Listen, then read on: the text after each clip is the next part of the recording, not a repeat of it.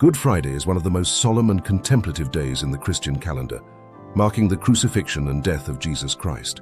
Observed during Holy Week on the Friday preceding Easter Sunday, it is a day set aside to remember the suffering, passion, and sacrificial death of Christ for the redemption of humanity. But beyond its liturgical significance lies a rich historical development rooted in early Christian worship and evolving cultural expressions. The origins of Good Friday observance trace back to the earliest centuries of the Church. By the 2nd century, Christians were already commemorating the death and resurrection of Christ.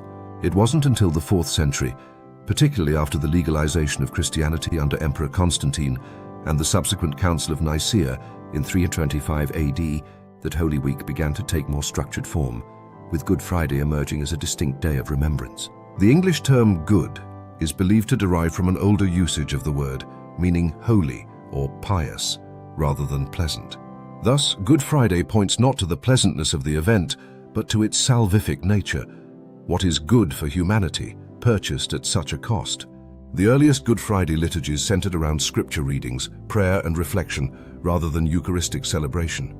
Throughout history, the day became increasingly marked by acts of penance, fasting, and solemn processions, some of which persist around the world, especially in places like Spain, the Philippines, and parts of Latin America, where elaborate reenactments of the Passion occur.